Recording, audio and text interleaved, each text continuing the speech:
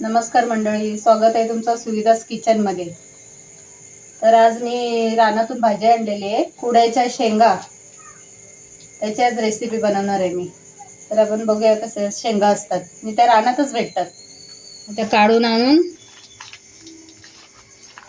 अशी भाजी बनवायची आपण। तर आपण हे आता धुवून घेतलेले आहेत 2 पाण्याने स्वच्छ। आता कट करून घेऊया त्या। हे बघा, अशा घ्यायच्या, कट करून घ्यायच्या त्या बारीक बारीक एकदम। अशा बारीक कट करायच्या। हे बघा, आता कापून सगळ्या झालेल्या आपल्या अशा प्रकारे कापून घ्यायच्या। आणि आता हे आपण अजून एकदा धुवून घ्यायचं, कारण ते चिकट असतात। 1-2 वेळा स्वच्छ धुवून घ्यायच्या परत। 2 पाण्याने आता धुतलेले आहेत स्वच्छ। आता आपण ना पाणी टाकून थोडं मीठ टाकून शिजायला ठेवूया। मऊ होईपर्यंत शिजून द्यायचे त्यांना। थोडं मीठ टाकायचं।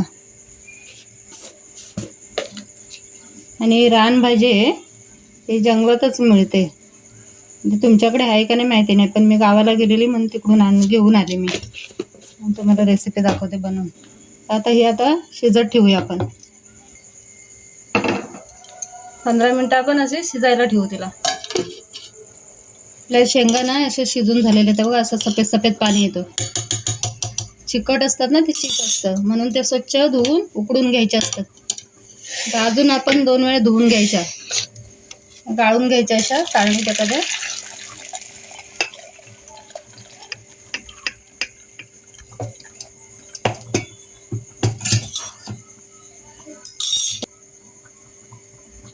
परत आपण या 2-3 पाण्याने स्वच्छ धुवून घ्यायचे आहेत। आपण आता 2 कांदे कापून घेऊया बारीक। आता आपण तवा ठेवलेला आहे, त्याच्यात थोडं तेल टाकूया पहिले। आता कांदा टाकून घेऊ आपण, तेल तापलेलं आहे।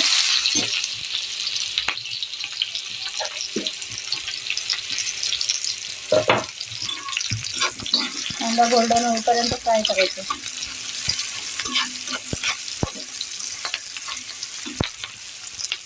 परत मिरची कापून घेऊ। 2 मिरच्या घेतलेल्या बारीक कापून घेतो।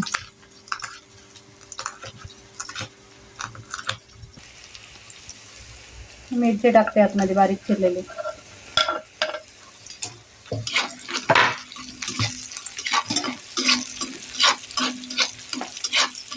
भाजी हवी असेल तर तुम्हाला जंगलात जावं लागेल भाजी आणायला, ते गावाकडेच जास्त मिळते। वर्षातून एकदाच मिळणारी भाजी आहे। हळद टाकूया चिमूटभर, असे घेऊन थोडी हाताने अशी दाबून टाकून द्यायचं आतमध्ये।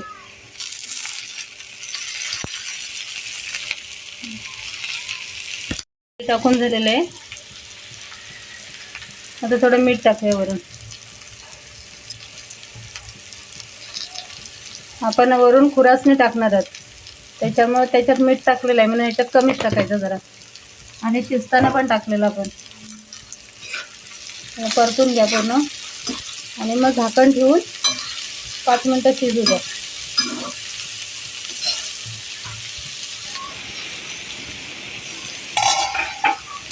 आता आपण खुरासणी टाकूया याच्यात। बघा, असे असतात खुरासणी, असे तीळ। काही जण काळे तीळ पण बोलतात, आम्ही खुरासणी बोलतो याला। भाजून घ्यायचे थोडेसे कढईत आणि त्याची पावडर करायची। मी तशी पावडर केलेली, थोडे धणे भाजून घेतले, थोडी खुरासणी याची पावडर करून घेतली, आणि थोडी 2-4 लसणाच्या पाकळ्या घेतल्या, मीठ।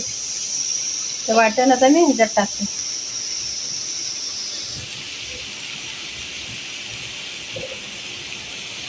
एकदा बनवून बघा तुम्ही, किती टेस्टी लागते भाजी। भरपूर असं पावडर घालायची खुरासणीची, थोडेसे धणे पण घ्यायचे त्यात।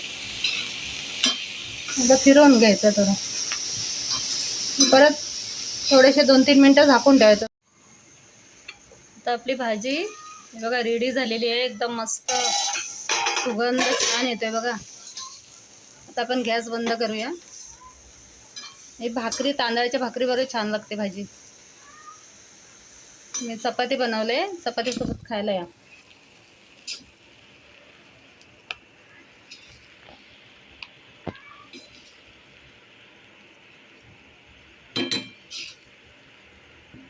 हे बघा आपली चपाती आणि भाजी ती छान झाली बघा, रेडी झाली.